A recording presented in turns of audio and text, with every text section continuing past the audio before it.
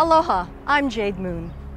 On July 1st, 1905, Honolulu city government was born with its first Board of Supervisors meeting. So, since July of last year, the city has been celebrating its 100th anniversary. What makes Honolulu one of the greatest cities in the world? Well, certain historical events have helped define who we are, but what really gives the city its distinct character are the people who have made and continue to make Honolulu their home. So tonight, we bring you the history of Honolulu through the eyes and experiences of its people. Honolulu, how do you do? Honolulu, glad to see you. I love your sunshine, honest I do. That's why you see me smiling at you. You're the flower of old Mother Earth. We've got to lift our hands to you. I love your mountains, trees, and your ocean breeze. Honolulu, I'm wild about you. By 1905, Hawaii has been an official U.S. territory for 5 years. Downtown Honolulu is being rebuilt after the devastating Chinatown fire of 1900. Waikiki is open for business with its first major hotel, the Moana. The Big Five rule the business community, and Hawaii's last reigning monarch resides powerless at Washington Place. For all intents and purposes, the United States owns Hawaii, and its reason for doing so is clear. It just happens that we're in a very strategic area for the defense purposes of the United States. The United States was working to essentially get its hands on Pearl Harbor because it was the only large, really deep harbor and large harbor in this entire area of the Pacific that could accommodate large ships.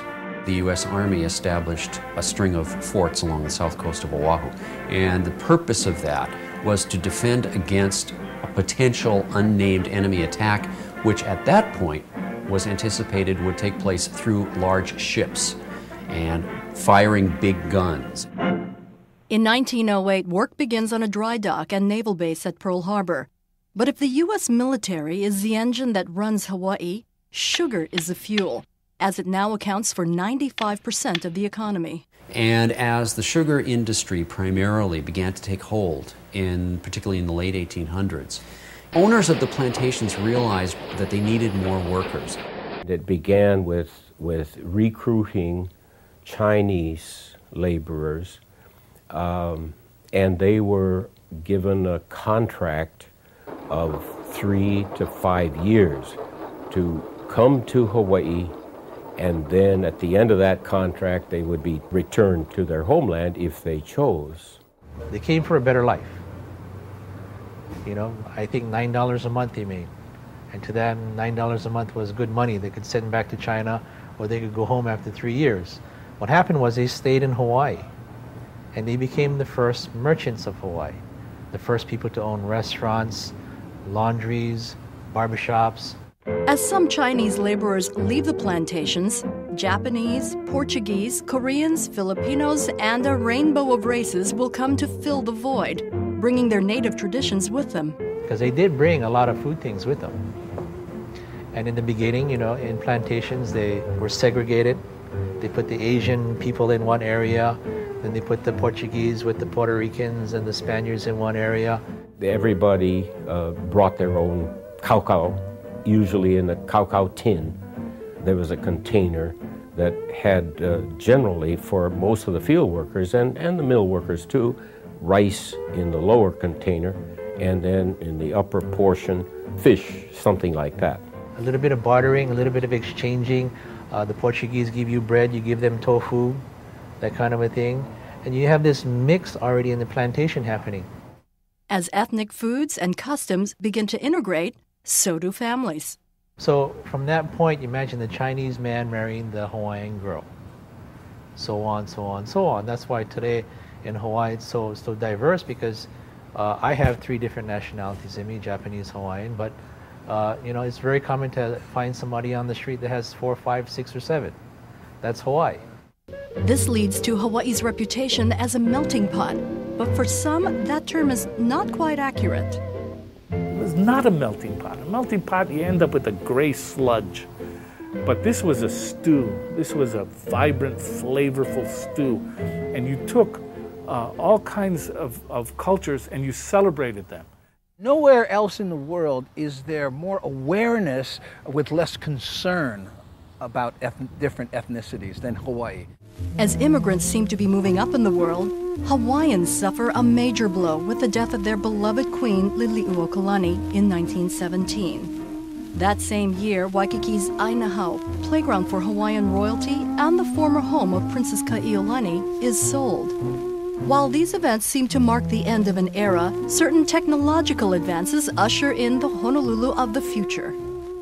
And the shift to the streetcar system made a very big difference for urban Honolulu specifically, partly because streetcar systems functioned very importantly with the idea that once you ran the electric streetcar to a specific destination, that enabled it to become a place that you could develop.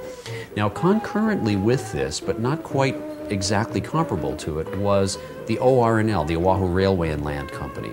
That was a regular full-size train, not streetcars, and it ran from downtown Honolulu, where the terminal still exists right by A'ala Park, all the way around the Waianae coast around Kaena Point. With various parts of Oahu now linked by public transportation, more and more immigrants move into urban areas. Well, I lived in Chinatown, just at the northern edge. My father operated a hardware store. And we all lived upstairs in one big cavernous room. Our beds were lined up one against the other. There were 3 hardware stores. One butted against the other. We were in the center. And as you can imagine, the competition for customers was very high. Oh, I lived in Iwalei, which was known as the official red light district in town, and lived exactly on the bridge. And that was where my father made his okolehau, and we young kids used to serve as lookouts for the police. And my brother and I used to always laugh and say, well, my God, the thing smelled so much. Why does father need a lookout? Yeah, it was quite busy, especially with the Oahu fish market across the street. It drew a lot of people. You know, in those days we had an ice box, a really tiny one. And I still remember the iceman coming every morning, delivering a block of ice. And I remember growing up in a bathhouse with women on the one side and men on the other side, and how the boys used to stick their heads under the crack in order to spy on us, you know. I remember washing in the furo, which is a huge tub. You'd scrub yourself outside, and then you'd jump in the furo after you wash off all of the dust, and oh, it was just heavenly. During the 1920s, many Honolulu landmarks are born. The Alawai Canal is completed in 1924. Aloha Tower becomes the city's tallest building in 1926. In 1927, Waikiki's Pink Palace, the Royal Hawaiian Hotel, opens its doors in preparation for the wave of tourists that is about to flood America's playground in the Pacific. 1930s Honolulu offers a sometimes bizarre mix of Americana and Hawaiiana, such as Shirley Temple singing for 16,000 adoring fans at Iolani Palace. Due in part to the celebrity status of Olympic swimming champion Duka Hanamoku, Honolulu and Waikiki are now world-famous tourist destinations. But in the midst of the Depression, most Americans can only visit Hawaii in their dreams. Like their mainland counterparts, working-class families in Honolulu have to make do with less, often relying on the generosity of neighborhood store owners to get by. I used to go down with my gallon, go buy kerosene. I said, oh, Mr. Chan, I need kerosene. He said, oh, you go back in there, go fill them up. So I fill up the kerosene, I come back. I said, oh, I need 1 can corned beef and I need 2 cans sardines. He said, you go get it. And they put them on the book. Everybody had a book. And when you folks going to pay your bill? I said, oh, my father said, promise, this payday, we're going to pay. He put it on the book, never charged us interest. If it wasn't for people like Mr. Chan, guys like us no survive. we went to a doctor who really wasn't a doctor for our medical problems. The doctor would always have a bottle of cough syrup to give in my hand. And then I was told by my parents to leave 50 cents in a calabash. And it never dawned on me at that time, the reason for that was that he couldn't charge because he was an unlicensed doctor. Movies become the great escape, especially for the keiki. Saturday morning was very big. Mickey Mouse Club. We went down to first the Hawaii Theater and then later on the Princess Theater. There was always a serial, which would just show so much every week. And you had to come back next week. You got hooked on this thing, see? So we'd come back every Saturday. And the big gang of us, I mean, we just came from everywhere. We'd all be members of the Mickey Mouse Club. Social dancing is all the rage, and Honoluluans trip the light fantastic at posh dance venues. Well, we used to dance under the stars at the top of the Alexander Young Hotel. Then we'd go to Royal Hawaiian Hotel, dance to Harry Owens. The kind of dancing we did was a lot more fun. You got to hold a girl. Over here, you can't get near her. She's off there waving her hands around. Owens and other local band leaders developed an infectious hybrid of jazz and Hawaiian based on an earlier genre known as hapahaole. This new sound captures the imaginations of listeners around the world on the Hawaii Calls radio show, broadcast live from the Moana Hotel. The show also provides a tonic for homesick Hawaii expatriates. I used to listen to Hawaii Calls. You know, I remember when I left the islands in 1957, 58. Oh, the thing is, we knew Hawaii Calls was coming on, what was it, Saturday or Sunday, man. Everybody would stay to them. And then, this is Hawaii Calls. Everybody started crying. Was Weble and stuff. Although the tourist industry has a tough time during the Depression, Matson Navigation succeeds in boosting its luxury liner business with the romantic allure of boat days. So that's when we really got into this whole concept of boat day, of the Royal Hawaiian Band playing on the dock, possibly some hula dancers, streamers being thrown, lots of leis, and the undeniable emotional attachment, because it was emotionally very affecting to sail away. The ship gradually pulls away, and if you're a passenger, you can look down and see people and wave to them. And it's much more of an emotional thing. But in 1936, the exclusivity of the luxury liner as the only means of travel to Hawaii would end with the introduction of the Pan American Clipper. That was considered astonishing, that you could fly in 18 or 19 hours, a distance which normally would take 4.5 to 5 days by ship. With air travel, paradise is easier to get to. But even paradise isn't perfect, as the world would discover from the infamous Massey case, in which the Caucasian wife of Navy Lieutenant Thomas Massey accuses 5 Hawaiian youths of rape. So these boys were arrested and charged with raping her. And the Navy Admiral made some very terrible statements about women weren't safe on the streets of Hawaii. And Hearst grabbed a hold of it, and he had pictures of Hawaiians with fangs behind coconut trees waiting for Little Red Riding Hood to come by, you know. The case ends in a mistrial after witnesses testify that the young men were in another part of town at the time of the alleged incident. But in a bizarre turn of events, Thomas Massey, his mother-in-law, and 2 sailors kidnap and murder one of the youths. In the ensuing murder trial, America's most famous lawyer, Clarence Darrow, represents the defense. They get convicted. I mean, how can you, it's a dead, open and shut case. Meanwhile, the wires are coming in to Governor Judd, and you got to pardon them and so forth and so on. So he commutes their sentence, after they were sentenced, to 1 hour at his office. During the Massey case, the whole feeling of Yates Sterling, who was the admiral at Pearl Harbor, was that we should have a commission form of government, that we were a company of savages.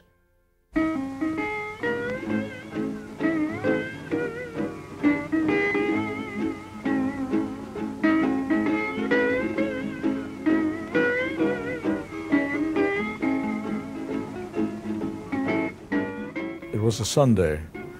And as we always did, the family got up early to prepare to go to church.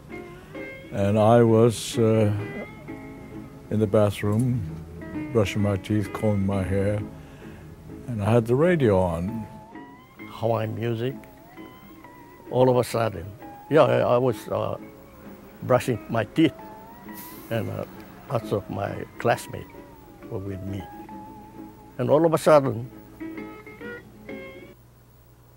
music stopped. So, what happened? Everybody said. Then, quiet, everything, spooky. Radio came on, and I can still hear the man said, "This is the real McCoy." Pearl Harbor has been bombed. The famous announcer, Webley Edwards, he was screaming into the microphone, "Get off the streets, take cover, we're under attack. This is no maneuver, this is the real McCoy." And that's when this shocking revelation came that here we're being attacked, we're at war. So I called my father. I said, "Something's wrong with this." So he and I, half dressed, walked out into the street, looked towards Pearl Harbor, and good God, puffs of smoke. You've seen smokes before because the white ones would be non-explosive. The black ones got explosive. These were black puffs going up. And all of a sudden, 3 pearl gray aircraft with red dots flew right over. They had come back from a run. And I looked up and I said, uh-oh, that's the end. My father was a policeman. On December 7th, 1941, he was directing traffic at Fort Street for the cathedral. The planes came over. He took out his .38 Smith & Wesson and shot up at the planes. We could see the planes fly right over the house, and it was scary. It was really scary, being 10 years old and not knowing what it was going to be like and whatnot. Then I remember that night, the reports were that they were landing on the islands and they were parachuting troops in. The day of infamy that had thrust the United States into World War II also thrust many Honolulu civilians into the war effort, including the University of Hawaii's ROTC cadets. And we're all faced up at St. Louis Heights, all deployed in the defense line and waiting for the enemy to come down off the hills. We were scared. This was the real thing, and it was them or us type of thing. In the middle of the afternoon, they called us off. Turned out to be one of those frantic rumors that was spreading all over the city that day. I called up the aid station. Believe it or not, we were training and establishing aid stations a year before December 7th. I was an instructor in Red Cross First Aid. I spent the whole week there because our aid station was the only one struck in the war. What had happened, the anti-aircraft battery, in the rush and hysteria of this sudden attack, failed to time their shells. So instead of exploding up at a certain height, it came down and all landed in the McCully area. The shell didn't go off up in the air like it should have. So when it hit the ground, it blew up right in this woman's house and killed her. I was at Punahou School, and the Corps of Army Engineers took over. So we never were able to return to school. The first time the first few weeks, we had to go to school in somebody's home. My mother didn't see my father for 10 days because they activated all the policemen. And my father's job was to be in charge of guarding the emergency room at Queens Hospital. They brought the bodies in from Pearl Harbor, and if the person was alive, they'd try to work on them. If they're dead, they just threw them in a room. And people were piled up in the room, and my dad walked by, and he thought he heard a sound from the room. And they were all dead bodies. And he walked away. About an hour later, he walked by, Make a long story short, on the third time, he started tearing down through the bodies and somebody's still alive in the bottom of the stack. Then, of course, they imposed martial law, which was illegal, but they did it anyway. And we had to darken all our windows, and we had to blacken out the headlights on the cars, so the little spot. With martial law came barbed wire, armed guards around radio stations, schools converted to military hospitals, and the camouflaging of prominent buildings. But the most severe change for the citizens of Honolulu was the loss of their freedom. It really changed the way local people looked at what was happening to them, because they didn't have any power at all. I can remember my parents telling me that the military could stop you at any time and take you into custody, and that was it. They didn't have to charge you. Harry Arata learns this firsthand as a high school student at the Mid-Pacific Institute in Manoa. Then, 1943, I still remember that the March, end of March, they came, the two FBI came to pick me up to the school. That class was democracy. They don't give me a chance to pick up my things, belonging, to get the toothbrush and all that, underwear and all that. You just come to that, I think there's a Dillingham building. There are 2 Japanese internment camps on Oahu, one on Sand Island and one near Ewa Beach called Honouliuli, where Harry Arata is eventually sent. That's just like army camp. That's a shack, And one shack, I think, 8 people in one shack. Yeah, about 200 people were there when I was interned. America's tragic mistake of interning Japanese American citizens is finally recognized with an official apology from President Reagan and reparations payments to surviving internees. I think to myself that time, wow, boy, we're interned and all that. President gonna write the apology letter. That's something really America big-hearted.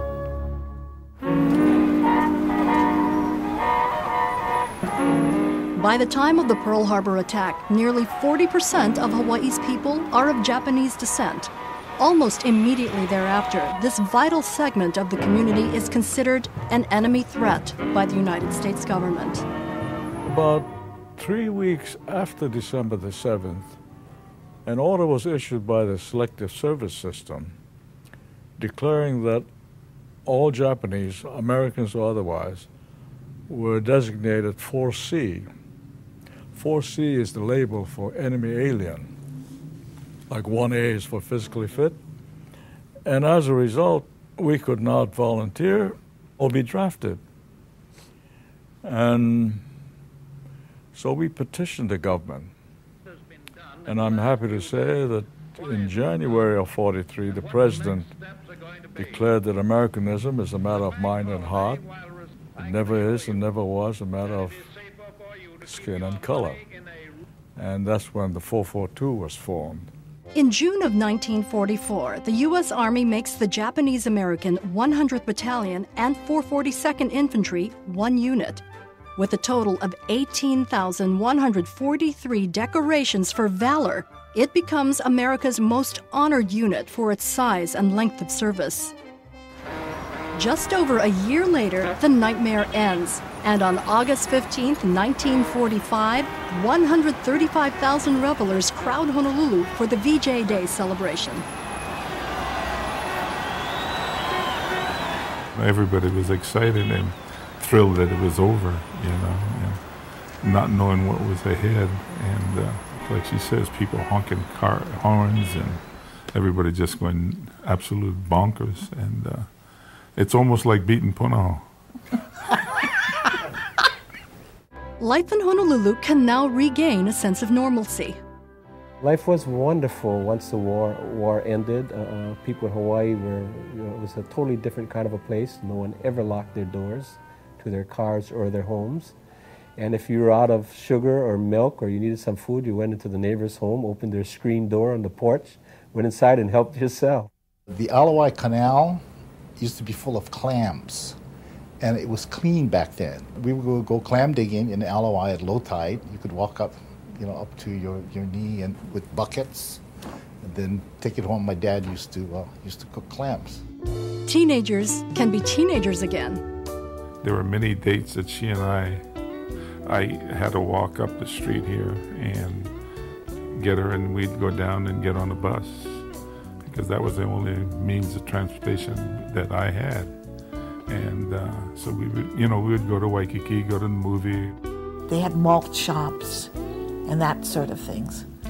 But we love to tell the story of when we went to one malt shop. The lady came out and said, "What would you like?" We said, "Chocolate malt." She says, "Tick or tin?" So we said, "Tick."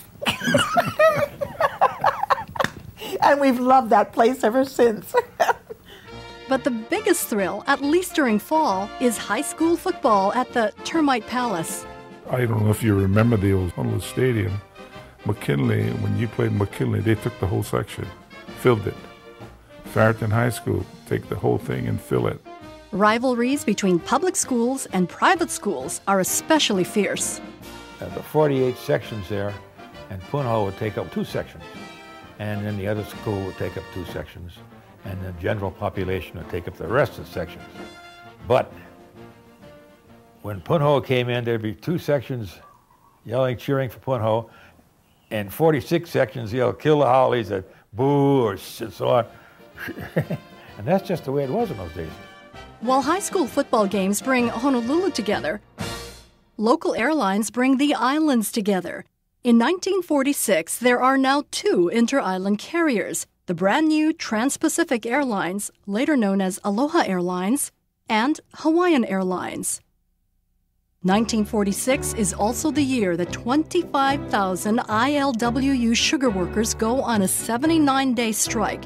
It is the first Hawaii strike in which different ethnic groups join forces. So the Japanese leaders went to the Filipinos and said, because there were a few left here in Hawaii, would you have any objections to working with us in case there is a strike?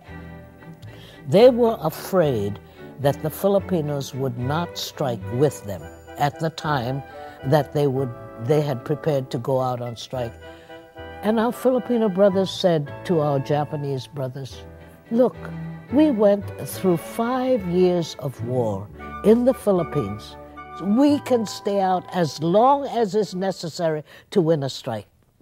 And by golly, we did. We set up soup kitchens, and the Japanese said, my God, we got to have the Filipinos cooking the rice because they are the only ones who can cook it so that the bottom pot, the kind of burnt pot, is as ono as it is. We can't do it. Solidarity between the races prevails as the strikers win a 20 cents an hour wage increase. ILWU leader Harry Bridges claims Hawaii is no longer a feudal colony, and a new multi-ethnic power base emerges. There is nothing short of revolution in what the trade unions at that particular time were able to bring about. And that is why today, in our legislature, in our city councils, you have Filipinos, Japanese, Chinese, Hawaiians, Portuguese, all seated as equals. The 1950s are transitional years for Honolulu. While events like the Aloha Week Parade remind us of our unique island culture, in many ways we begin to look and feel like a typical American city. The 50s are also a time when future business and community leaders attend Honolulu's School of Hard Knocks. I lived in a Quonset hut as a young man growing up, the old military Quonset huts in the back of Kulio Valley. We had 3 rooms. My mom and dad had a room, the 4 boys had 1 room, and the 3 girls had the other room. And these were kanik. People don't know what kanik is today, but it's drywall made out of sugar cane. And when we'd have fights, my brothers and I, we'd punch holes right through the kanik because it was very soft material. Another big thing was selling programs at the old Civic Auditorium. The Civic Auditorium was where all the action was, all the big shows that came to town. And the 2 big program sellers were roller derby, especially when the Wahine roller derby teams came, and wrestling. Yeah, wrestling was huge, huge. And then we'd get free admission, and then of course we made a few cents, selling those programs.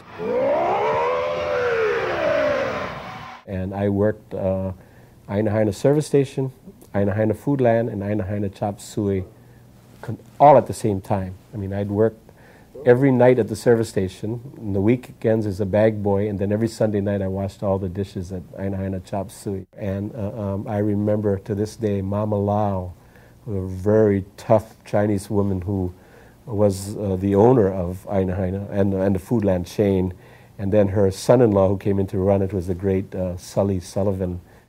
Foodland becomes Honolulu's first locally owned supermarket chain and revolutionizes the way families shop for food. But another revolution is in the air, or rather, on the air. We all knew that television was coming to KGMB. I think we knew that months before it actually happened. The community was just practically wetting its pants with the idea of getting this tube in their home. On December 1st, 1952, KGMB broadcasts Hawaii's first live television show, hosted by radio personality Carl Hebenstreit, also known as Kinipopo. Welcome to the first official broadcast of KGMB TV. The dawn of Hawaii's information superhighway has arrived. The following year, Hawaii's first automobile superhighway opens. 3 ever-bound lanes stretching for 1 mile between Old Waialae Road and Alexander Street. Everything became dependent upon cars. Development became dependent upon cars. Suburbs were developed in areas where they never had been before, and people were able to do this because they could drive to and from their homes and their jobs. As Honolulu's resemblance to an American city increases, so does its desire to officially become one. On February 10, 1954, 116,000 people sign a mile-long statehood honor roll to persuade Congress to grant statehood. This attempt to be the 49th state fails, as will many in the next 5 years. But what doesn't fail is Hawaii's Democratic Party revolution. In '54, virtually everybody in every office was a Republican. And then came the election of '54. And all of a sudden, virtually every elective office in the state was Democrat. It was just a total turnaround, led by a bunch of young AJA guys, most of whom were in World War II on the 442nd or the 100th, who got the GI Bill, had an opportunity to go to college. The Democrats, thanks mostly to the work of a former police captain named John A. Burns, welcomed them with open arms. While the face of local politics is changing, so is the face of what was once a neighborhood for locals. I'm not sure how to characterize the Waikiki of the day, but it was still a community. There were a lot of single-family residential people that lived there, local people, a lot of mom and pop, and of course there were only like a couple, 3 hotels, So it was like a real neighborhood. But on June 10, 1955, Dr. Roy Kelly opens his flagship, the 10-story, 350-room Reef Hotel. A few months later, shipping tycoon Henry Kaiser opens the Hawaiian Village Hotel, and the transformation of Waikiki from quaint neighborhood to concrete jungle is underway. A year later, on September 29, 1956, the Waikiki Shell opens in Kapiolani Park, beginning its long legacy of concerts by music legends. But in 1957, one legend would bypass the Shell for a much older venue, the old Termite Palace. Saw Elvis there. I was young. I was still like 7 or 6 or so, and it was like, a little over my head. I remember going down to the harbor and meeting the Lurling with Elvis on it. And in fact, Elvis threw a hat, and I caught it. And then about 20 guys jumped on me and almost killed me for that hat. It was the first real rock and roll show in Hawaii. People never say anything like this. I'd never say anything like this, what Elvis did that day. The reaction was, well, there was the inevitable screaming throughout the performance.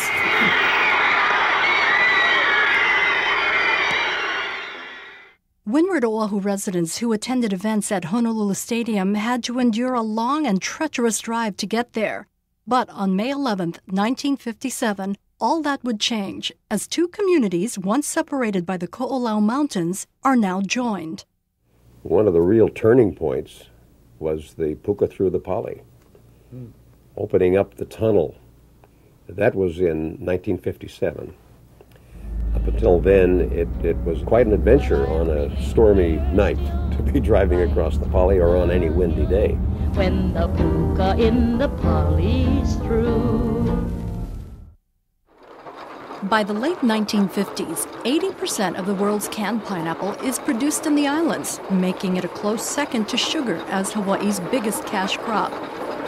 Working cannery becomes a popular summer job for Honolulu students.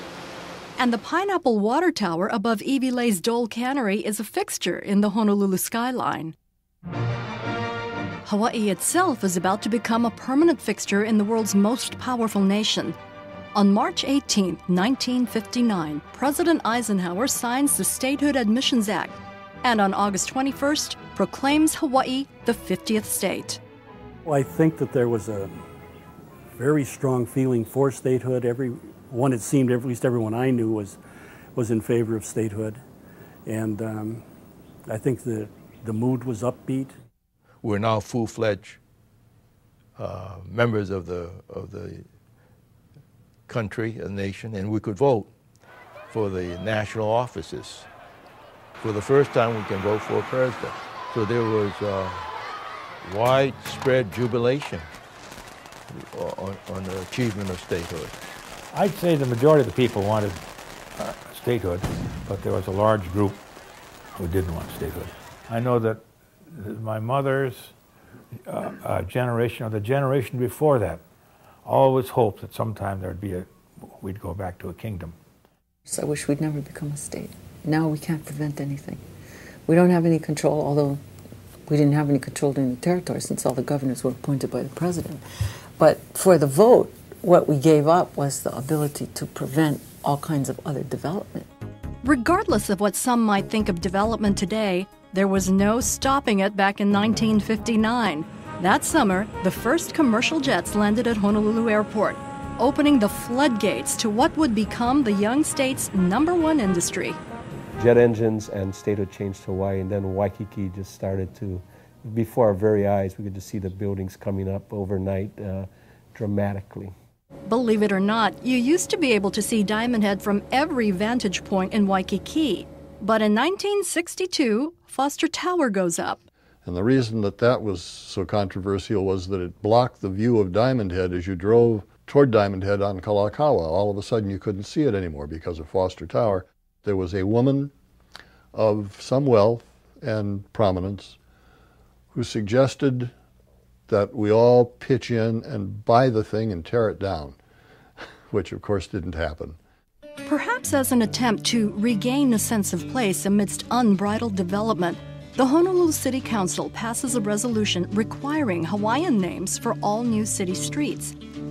Grappling with the city's 60s growth spurt is its first mayor of Hawaiian ancestry, Neil S. Blaisdell.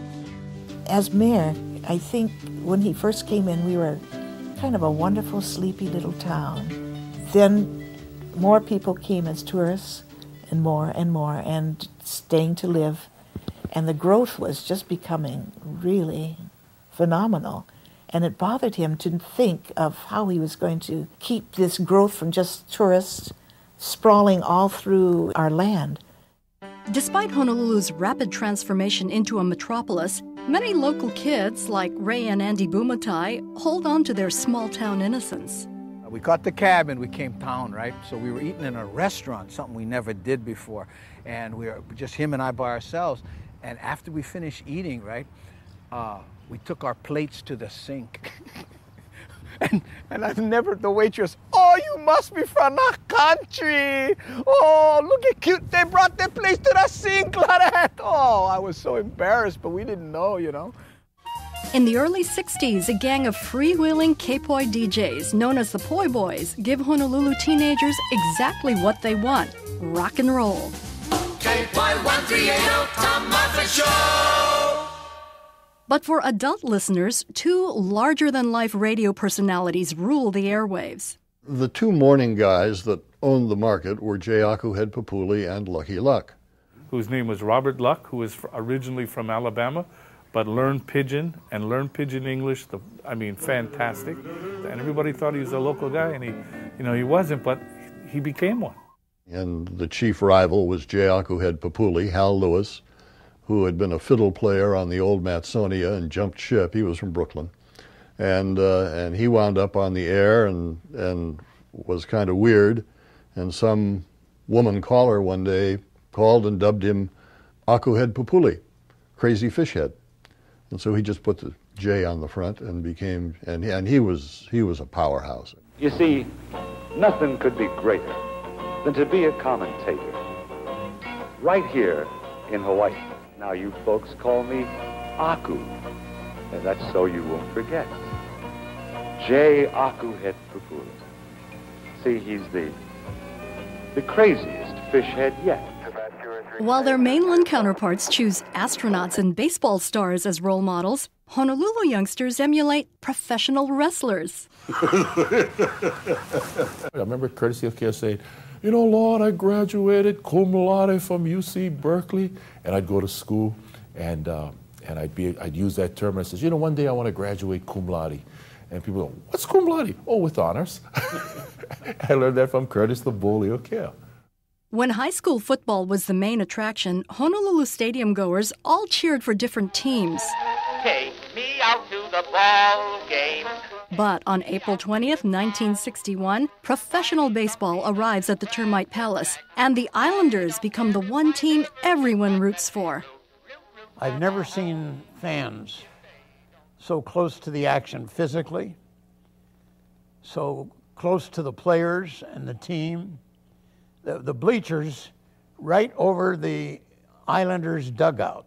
And these were fans who, night after night, the same people were there. So when I was teaching school, I would take kids from Ewa Beach to the stadium for an Islander game.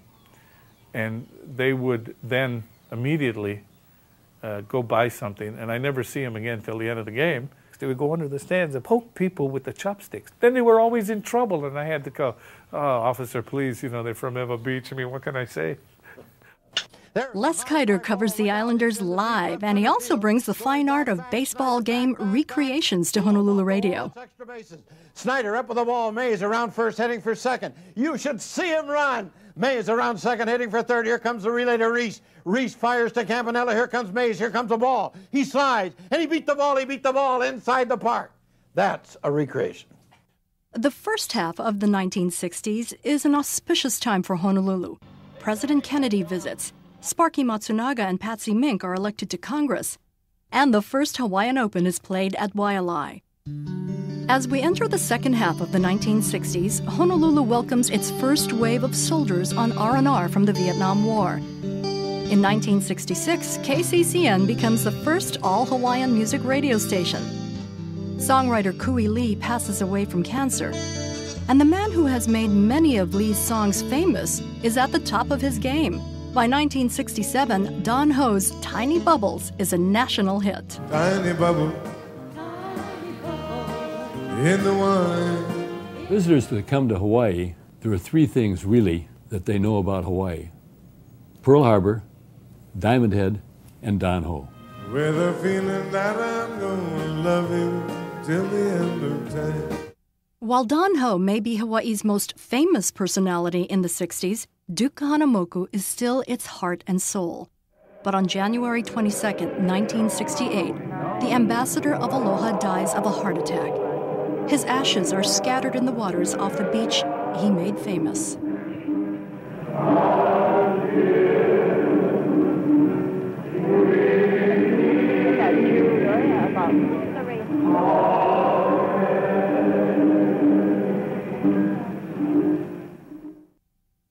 In September of '68, the first network TV series filmed entirely in Hawaii premieres on CBS.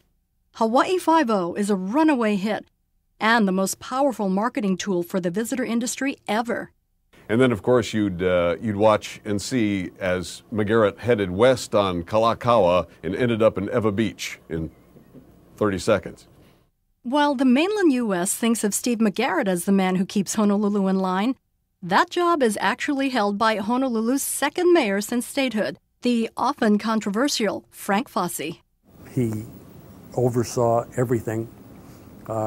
Would spend his weekends, driving around town with his camera. He was a camera nut, and taking pictures of things that ought to be corrected. Then we would have slide shows in the cabinet meeting where Frank would say, "You get out there and fix that pothole," or whatever it was.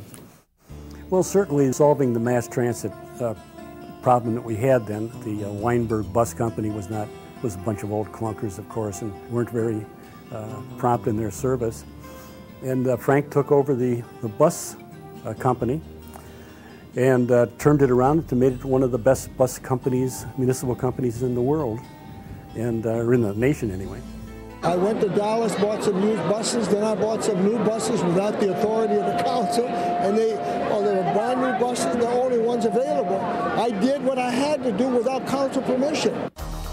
The University of Hawaii follows the ranks of many U.S. colleges holding protest rallies against the war in Southeast Asia. In between classes and rallies, students refuel at nearby Kuhio Grill. Because they would give you poo-poo plates. If you ordered a beer or two, they'd bring this food along as long as you kept tipping. It was just fantastic. And you're a starving college student. The counterculture is alive and well in Honolulu and finds its own concert venue inside our most famous landmark. So, Diamond Head Crater Festivals could be seen as Hawaii's Woodstock. It wasn't in the Honolulu International Center and it wasn't in the shell. We're going to do it in the crater, and it's going to be back to nature, and it's not going to be like all the other traditional things. We're going to break new ground and do it that way. The liberating energy of late 60s rock finds its counterpart in a wave of contemporary musicians who create a new Hawaiian sound while celebrating the old. Late 60s and early 70s were the beginning of what they call the renaissance of Hawaiian music. And the three people that really kicked that off were Peter Moon, Robert Cazimero, Roland Cazimero, okay? That combination of Sunday Manoa. So that was like the first surge of something that was bubbling under that wanted to become of age. And consequently, when we were playing in Waikiki, you could go down the road from Queen's Surf all the way to the Royal Hawaiian. There was Hawaiian music in every particular hotel. Territory Tavern had great music. On Sundays, the Sons of Hawaii were there. Casimeros played there, Beamers played there, John and Randy played there, Booga Booga played there. Booga Booga pleaded for one Friday night. They begged us, and no one would do it. No one would want to get near it. It was just like, theater? Not theater, or not comedy. And I finally, they talked us into one night, and it just blew up. There were lines around the block for years. The Hawaiian Renaissance is not limited to music and comedy. Many Hawaii expatriates who return in the 70s discover a new political awareness among Hawaiians. So I come back to Hawaii in 1975, and the Hokulea project is just getting off the ground. And the Protect Kaho'olawe Ohana, Kaho'olawe as an issue of Stop the Bombing, is starting to capture the front pages. Those two Hawaiian movements, I was totally swept up into that. It changed the whole political, social landscape in Hawaii. The Hawaiian activist movement of the 70s gains momentum as its causes extend to protecting the environment and the land rights of Native Hawaiians. If Hawaiians are going to be even moderately successful, they're going to have to figure out what they need to do to protect the land. You cannot give up that kuleana, that obligation, because that's our historical role. And you can see it everywhere, the revival of taro planting, of voyaging, of music, of the saving of this loi.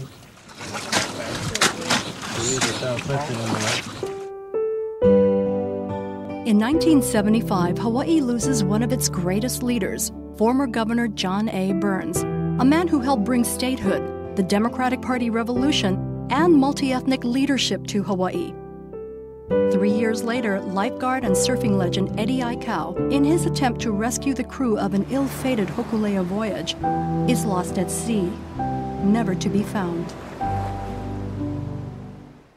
In the mid-70s, we also lose what many consider a part of Honolulu's soul, when the old stadium is shut down and the city's sports capital moves from the Termite Palace, with the smells and neighborhood feel of something intensely local, to Aloha Stadium, which had a rich patina, I think they called it, of rust. That was a good thing, they told us, and yet no real soul, which meant I sat there at many Hawaiian Islanders baseball game and noticed that there were more people playing the game on the field than there were watching it in the stands.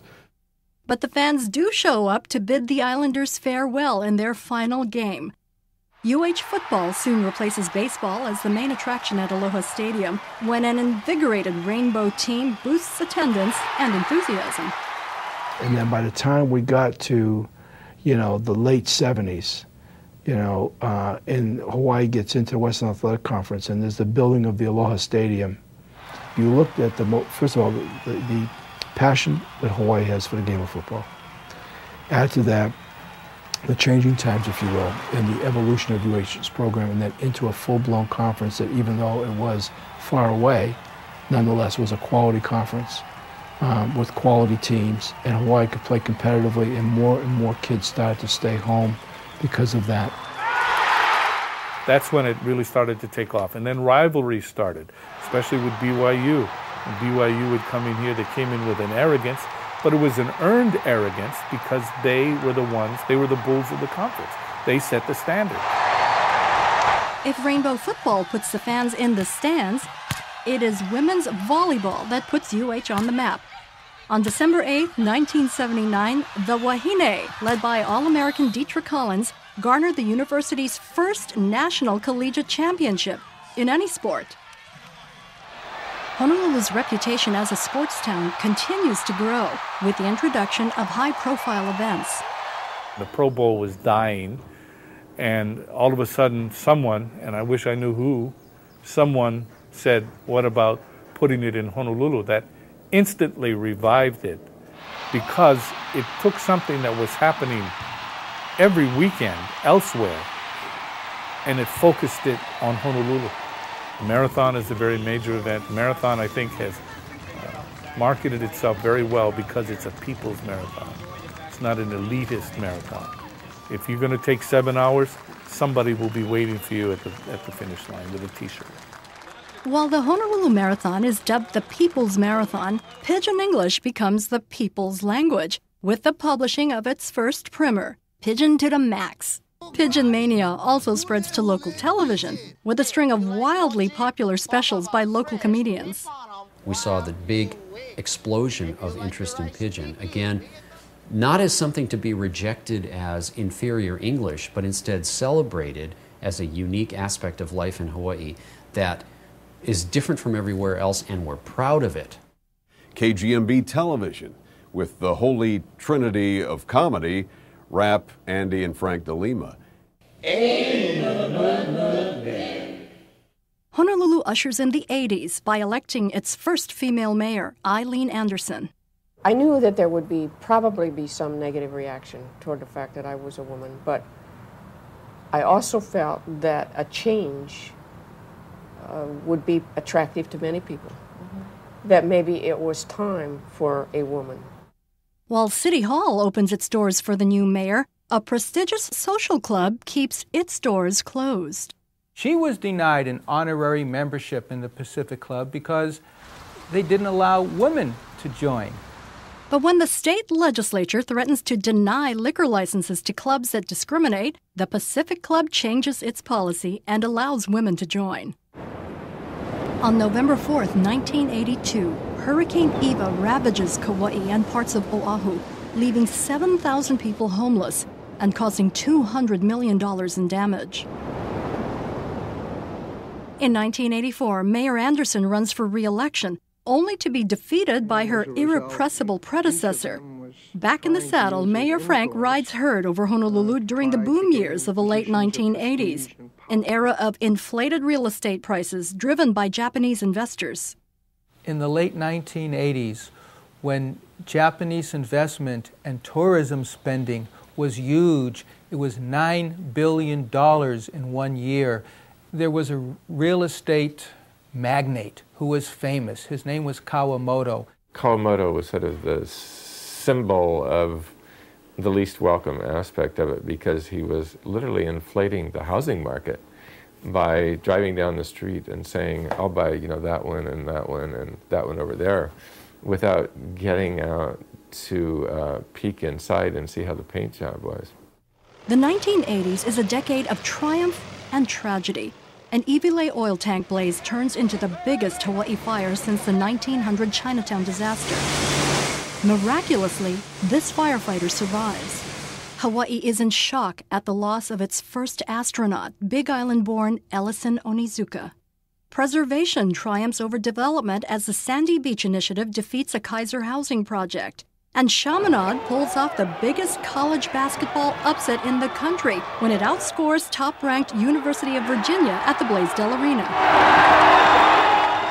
It is also the decade when the leader of the free world discovers a new use for the coconut.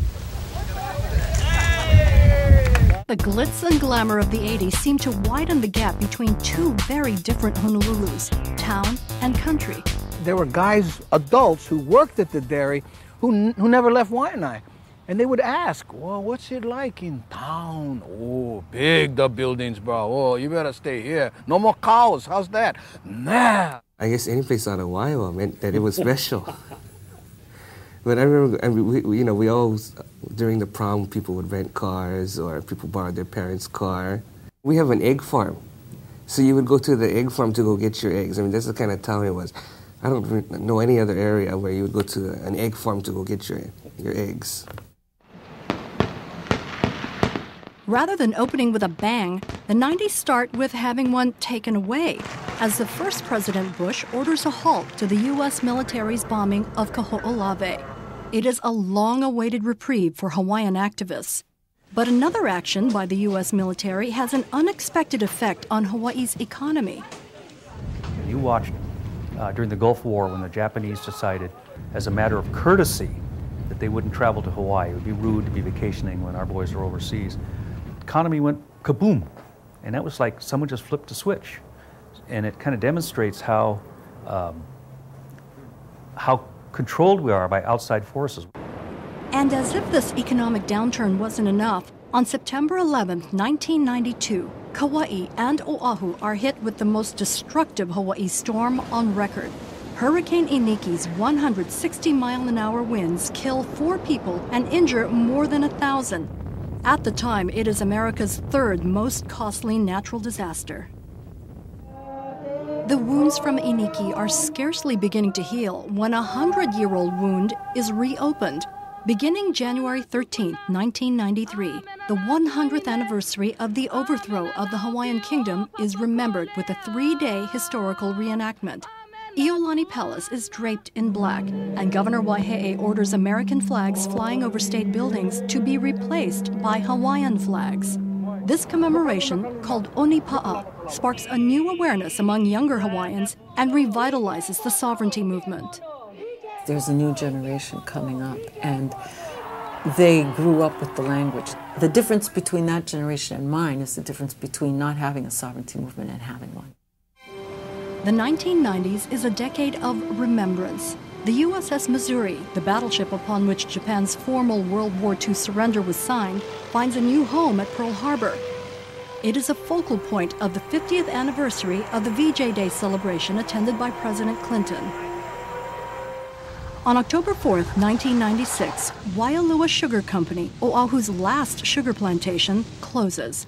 As agriculture surrenders completely to tourism, experts begin to rethink Hawaii's #1 industry. Now we're beginning to realize that the best way that we can honor a visitor is to celebrate ourselves. That if we turn inward and we just learn for us to celebrate our own heritage, let us do things that we would normally do even if there were no visitors. One aspect of Hawaii's heritage is celebrated in a new way and launches a world-renowned phenomenon called Hawaii Regional Cuisine. Part of our mission statement is when you come to the restaurant, we want you to have a true slice of Hawaii, which means you should eat Hawaii, what the land gives you, what the ocean gives you. In an attempt to enhance its appeal to visitors and locals, Mayor Jeremy Harris initiates the greening of Waikiki. All of our recent improvements in Waikiki, the Kuhio Beach improvements, were all designed really to bring Kapiolani Park into Waikiki.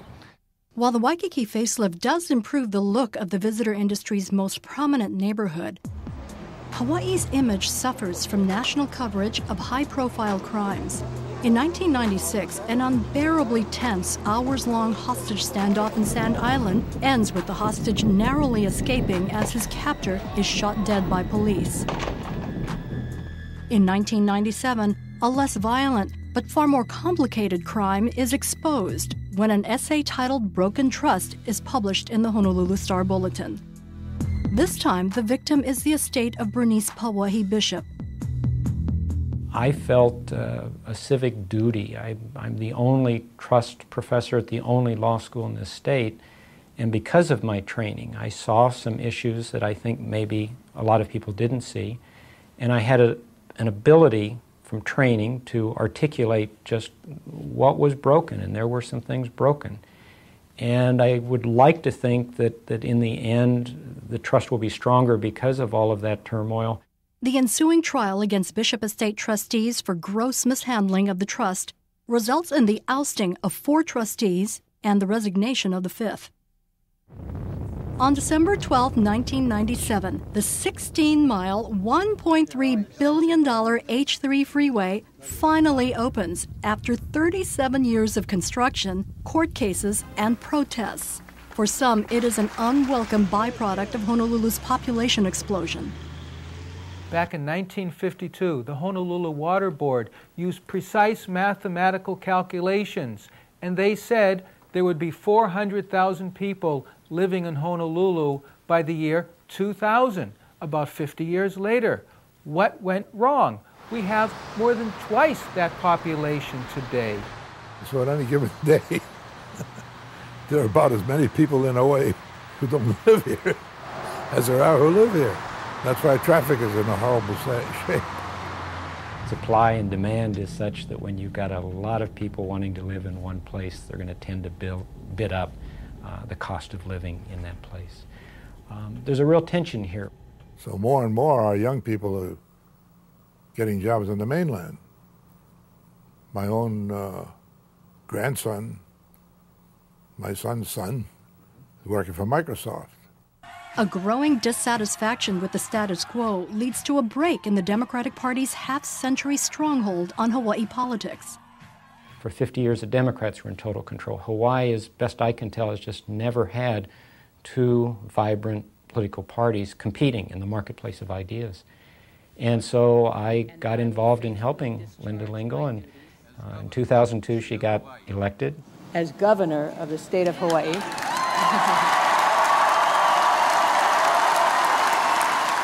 Although Honolulu has experienced many changes in the past 100 years, the talent, creativity, and perseverance of its people have remained constant throughout the decades, and its superstars seem to be getting younger and younger.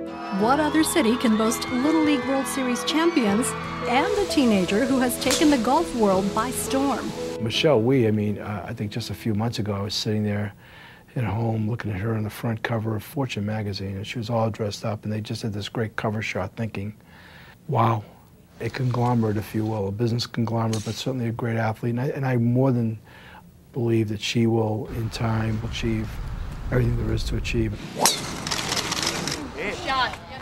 Tonight we've seen how dramatically Honolulu has changed in its first 100 years. No one in 1905 could have envisioned the city we know and love today. But what about the future? What sort of Honolulu will we leave behind for our children, our grandchildren, and beyond? As we close tonight's show, here are some thoughts on the next 100 years in the life of Honolulu. There's not going to be more playgrounds or more open air spaces, but it's going to be more buildings, and it may not be for the best, but nevertheless, that's what I visualize. But there's one thing that you can never forget is that Hawaii is still special. That's what scares me.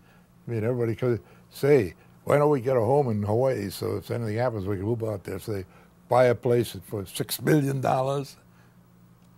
and then don't even live in it. You know, away. Well, I hope it doesn't lose any of its spirit and its wonderful specialness about Hawaii and Honolulu. I think someplace down the line we got to generate some kind of different kind of industries or something so that we can keep our kids here and enjoy what we've enjoyed through the years. That's the kind of city that I'd like to see. That's the kind of state that I'd like to see, that our best and brightest stay here as opposed to thinking that they have to go elsewhere. So I think what we need to do over the next 10 years is develop as much of a base of energy and infrastructure and capability and capacity locally as we can. Hawaii is still the greatest place in the world, but we got to make it the greatest place. So it's up to each and every one of us that live in Hawaii. Learn Hawaiian style. It doesn't hurt. And you got to start with that 5-letter magic word, A-L-O-H-A, aloha. But Honolulu, no kauai.